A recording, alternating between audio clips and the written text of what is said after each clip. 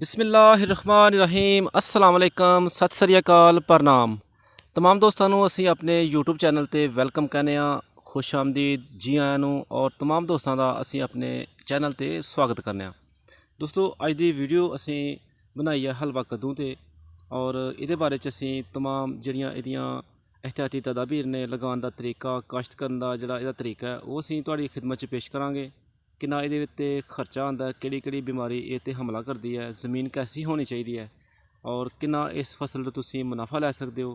ये सारियां गल्लां अज असीं तुहाडी खिदमत च पेश करांगे लाइव ते असीं दस्सांगे तुहानूं कि ये जिहड़े काश्तकार ने ये किन्नी देर तो ये कारोबार कर रहे हैं और कितना ये मुनाफा कमा रहे हैं और इन्हां दा नंबर भी असीं तुहानूं देवांगे। जो अगर कोई दोस्त इस वीडियो नूं देख के ये फसल काश्त करना चाहते हैं तो वो उन्हां चाचा मुहम्मद नवाज़ नाल रबता भी कर सकते हैं और अपनी मालूमात च इजाफा कर सकते हैं।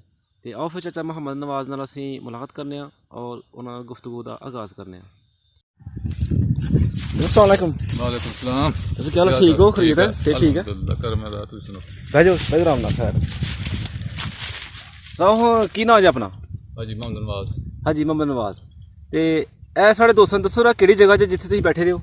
ये सरकार दरमान दरमान तहसील जफरवाल। तहसील जफरवाल तो जिला नारोवाल जी। अच्छा तो साढ़े दोस्तों दसो रंग कि फसल तुम लगाई दी है? ये सर हलवा कद्दू है। हलवा कद्दू? जी जी। अच्छा ये हलवा बनाने काम आता है? जी हलवा भी बनाते हैं, इस तरह पका लेंगे ने लोग।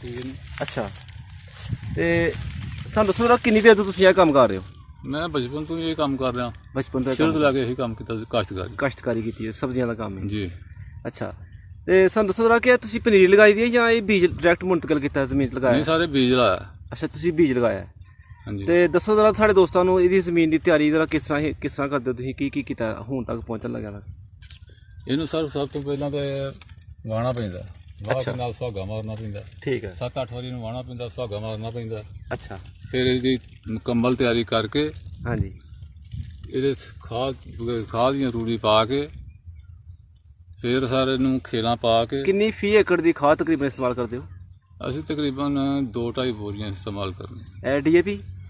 एक बोरी DAP, हाँ जी, यूरिया, NP यानी कि जरखेज होंदी है वो?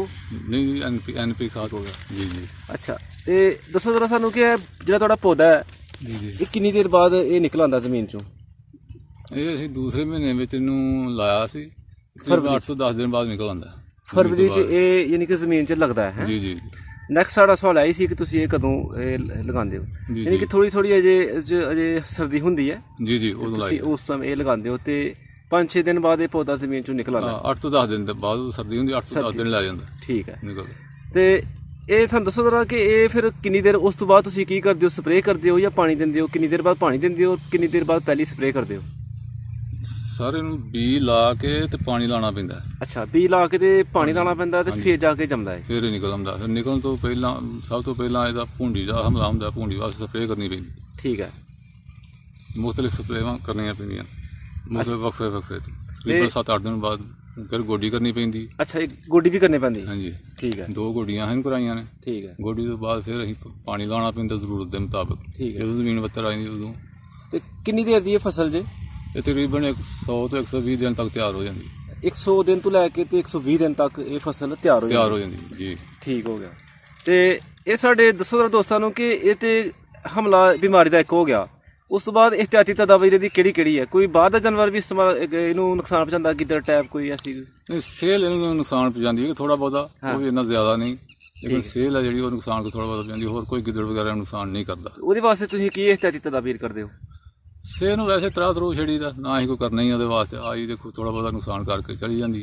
अच्छा ਲੈ ਤੇ ਇਹ ਕਿੰਨੀ ਯਾਨੀ ਕਿ 120 ਦਿਨ ਬਾਅਦ ਤੁਸੀਂ ਇਹ ਕਿਹੜੀ ਮੰਡੀ ਦੀ ਫਸਲ ਹੈ, ਕਿਹੜੀ ਮੰਡੀ 'ਚ ਤੁਸੀਂ ਇਹਨੂੰ ਵੇਚਦੇ ਹੋ? ਸਾਡੇ ਵਪਾਰੀ ਆਉਂਦੇ ਨੇ ਪਿਸ਼ਾਵਰ ਦੇ, ਉਹ ਇਹਨੂੰ ਖਰੀਦ ਲੈਂਦੇ ਨੇ। ਅਸੀਂ ਮੰਡੀ ਤੇ ਕਦੇ ਕਿਤੇ ਖੜਿਆ ਹੀ ਨਹੀਂ। ਯਾਨੀ ਕਿ ਪਿਸ਼ਾਵਰ ਮੰਡੀ ਹੈ ਇਹਦੀ ਪਾਕਿਸਤਾਨ ਵਿੱਚ? ਜੀ ਜੀ ਇਹਦੀ ਮੰਡੀ ਪਿਸ਼ਾਵਰ ਹੈ। ਮੰਡੀਆਂ ਤੇ ਹੋਰ ਵੀ ਹਨ, ਲੇਕਿਨ ਸਾਡੇ ਕੋਲ ਜਿਹੜੇ ਵਪਾਰੀ ਆਉਂਦੇ ਨੇ ਨਾ ਜਿਨ੍ਹਾਂ ਨਾਲ ਕਨੈਕਟ? ਅੱਛਾ ਉਹ ਪਿਸ਼ਾਵਰ ਤੋਂ ਆਉਂਦੇ ਨੇ। ਅੱਛਾ ਉਹ ਸਾਡੇ ਕੋਲ ਖਰੀਦ ਕੇ ਲੈ ਜਾਂਦੇ ਨੇ।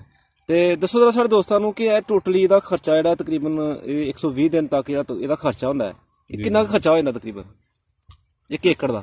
1 ਏਕੜ ਦਾ ਤਕਰੀਬਨ 25 ਤੋਂ 30 ਹਜ਼ਾਰ ਰੁਪਇਆ ਖਰਚਾ ਇਹਦਾ ਆ ਜਾਂਦਾ। ਆ ਜਾਂਦਾ? ਹਾਂਜੀ ਪਾਣੀ ਲਾਣੇ ਨੇ, ਗੋਡੀ ਦੇਣੀ ਹੈ, ਖਾਦਾਂ ਪਾਣੀਆਂ ਨੇ। ਅੱਛਾ ਹਾਂਜੀ ਤੇ ਫਿਰ ਇਹ ਏਕੜ ਜਿਹੜਾ ਉਹ ਤੁਹਾਨੂੰ ਕਿੰਨੀ ਆਮਦਨ ਦਿੰਦਾ ਤਕਰੀਬਨ ਜੋ ਪੱਕਣ ਤੋਂ ਬਾਅਦ? ਇੱਥੇ ਅਸੀਂ ਜ਼ਮੀਨ ਇੱਥੇ ਜਿੱਥੇ ਅਸੀਂ ਬੈਠੇ ਆ ਜਿੱਥੇ ਲਗਾਇਆ ਜ਼ਮੀਨ ਹਲਕੀ ਹੈ। ਇਹ ਯਾਨੀ ਕਿ ਹਲਕੀ ਜ਼ਮੀਨ ਹੈ। ਹਾਂਜੀ, ਇਹ ਪੂਰੀ ਪੈਦਾਵਾਰ ਨਹੀਂ ਦਿੰਦੀ। ਯਾਨੀ ਕਿ ਇਹ ਸਾਈਜ਼ ਜਿਹੜਾ ਅਜੇ ਤੁਸੀਂ ਕਹਿ ਰਹੇ ਹੋ ਕਿ ਪੂਰਾ ਨਹੀਂ, ਇਸ ਤੋਂ ਵੱਡਾ ਸਾਈਜ਼ ਹੋਣਾ ਚਾਹੀਦਾ। ਬਹੁਤ ਛੋਟਾ ਹੈ ਸਾਈਜ਼। ਅੱਛਾ, ਇਹ ਸਾਈਜ਼ ਛੋਟਾ ਹੈ। ਛੋਟਾ ਜ਼ਮੀਨ ਕਿਉਂਕਿ ਹਲਕੀ ਹੈ, ਇਹਦੇ ਸਾਈਜ਼ ਪੂਰਾ ਨਹੀਂ ਮੁਕੰਮਲ ਹੁੰਦਾ, ਛੋਟਾ ਰਹਿ ਜਾਂਦਾ। ਠੀਕ ਹੈ। ਹਾਂਜੀ, ਇਸ ਵਾਸਤੇ ਇਹਦਾ ਰੇਟ ਵੀ ਘੱਟ ਮਿਲਦਾ ਤੇ ਇੱਥੇ। ਵੈਸੇ ਅਗਰ ਇਹਦਾ ਸਾਈਜ਼ ਪੂਰਾ ਹੋਏ ਬਿਲਕੁਲ ਤੇ ਮੁਕੰਮਲ ਕੋਈ ਅਗਰ ਜ਼ਮੀਨ ਸਹੀ ਹੋਏ, ਤਾਕਤਵਰ ਜ਼ਮੀਨ ਹੋਏ, 15 ਤੋਂ 20 ਕਿਲੋ ਤੱਕ ਚਲਾ ਜਾਂਦਾ। 15-20 ਕਿਲੋ ਦਾ ਇੱਕ ਦਾਣਾ? ਹਾਂਜੀ, ਇੱਕ ਦਾਣਾ। ਤੇ ਫਿਰ ਮੈਕਸਿਮਮ ਕਿੱਲਾ ਕਿਹੜਾ ਫਿਰ ਉਹ ਕਿੰਨੇ ਦਾ ਤਕਰੀਬਨ ਚੱਲ ਜਾਂਦਾ? ਉਹ ਤਕਰੀਬਨ 50 ਤੋਂ 50,000 ਦਾ ਚਲਾ ਜਾਂਦਾ। ਇਹ ਜਿਹੜਾ ਕਿੱਲਾ ਇਹ 40,000 ਦਾ ਵਿੱਚ। ਅੱਛਾ, ਇਹ ਤੁਸੀਂ 40,000 ਦਾ ਵੇਚਿਆ। ਤੇ ਸਾਡੇ ਜਿਹੜੇ ਨਵੇਂ ਦੋਸਤ ਨੇ ਜਿਹੜਾ ਤੁਹਾਡੇ ਵੱਲ ਦੇਖ ਕੇ ਕੰਮ ਕਰਨਾ ਚਾਹੁੰਦੇ ਨੇ, ਤੁਸੀਂ ਉਹਨਾਂ ਨੂੰ ਕੀ ਮਸ਼ਵਰਾ ਦੇਣਾ ਚਾਹੁੰਦੇ ਹੋ? ਉਹਨਾਂ ਨੂੰ ਅਸੀਂ ਆਨੇ ਜਾਂ ਸਾਡੇ ਕੋਲ ਆ ਕੇ ਮਾਲੂਮਾਤ ਲੈਣ ਇੱਥੋਂ, ਜਾਂ ਹੋਰ ਕੋਈ ਕਰੀਬੀ ਉਹਨਾਂ ਦੇ ਫਾਰਮ ਹੈ ਨੇ ਜਿੱਥੇ ਲੋਕੀ ਇਹ ਕੰਮ ਕਰਦੇ ਨੇ, ਠੀਕ ਹੈ, ਉਹਨਾਂ ਕੋਲ ਮਾਲੂਮਾਤ ਲੈ ਕੇ ਤੇ ਲਗਾ ਸਕਦੇ ਨੇ। ਅੱਛੀ ਫਸਲ ਪਹਿਲੇ ਤੁਸੀਂ ਕੋਈ ਵੀ ਕੰਮ ਕਰਨਾ ਪਹਿਲੇ ਮਾਲੂਮਾਤ ਲੈਣੀ ਚਾਹੀਦੀ। ਬਿਲਕੁਲ ਦੇਖਣਾ ਚਾਹੀਦਾ। ਕੋਈ ਤੁਹਾਡੇ ਸਾਡੇ ਦੋਸਤ ਤੁਹਾਡੇ ਨਾਲ ਕੋਈ ਰਾਬਤਾ ਕਰਨਾ ਚਾਹਣ, ਕੋਈ ਤੁਹਾਡੇ ਕੋਲ ਮਾਲੂਮਾਤ ਲੈਣਾ ਚਾਹਣ ਤਾਂ ਆਪਣਾ ਨੰਬਰ ਦੱਸ ਦਿਓ। ਮੇਰਾ ਨੰਬਰ 0306 63 35 243। ਠੀਕ ਹੈ ਅੰਕਲ ਜੀ, ਬਹੁਤ ਸ਼ੁਕਰੀਆ। ਅੱਲਾਹ ਪਾਕ ਤੁਹਾਨੂੰ ਖੁਸ਼ ਰੱਖੇ। ਅਸੀਂ ਦੁਆ ਕਰਨੇ ਆ ਕਿ ਤੁਹਾਡੀ ਜਿਹੜੀ ਫਸਲ ਹੈ ਵੀ ਤੁਹਾਡੀ ਮੁਨਾਫੇ 'ਚ ਜਾਏ। ਜੀ ਜੀ। ਔਰ ਅੱਗੋਂ ਵੀ ਜਦੋਂ ਤੁਸੀਂ ਜਿਹੜੀ ਫਸਲ ਲਗਾਓ ਉਹ ਮੁਨਾਫੇ 'ਚ ਜਾਏ। ਜੀ ਜੀ। ਤੇ ਅਸੀਂ ਇਨਸ਼ਾਅੱਲਾ ਤੁਹਾਡੇ ਕੋਲ ਦੁਬਾਰਾ ਵੀ ਚੱਕਰ ਲਗਾਉਂਦੇ ਰਵਾਂਗੇ। ਬਹੁਤ ਸ਼ੁਕਰੀਆ। ਅੱਲਾਹ ਪਾਕ ਤੁਹਾਨੂੰ ਖੁਸ਼ ਰੱਖੇ। ਮਿਹਰਬਾਨੀ। Thank you. ਬਹੁਤ ਸ਼ੁਕਰੀਆ।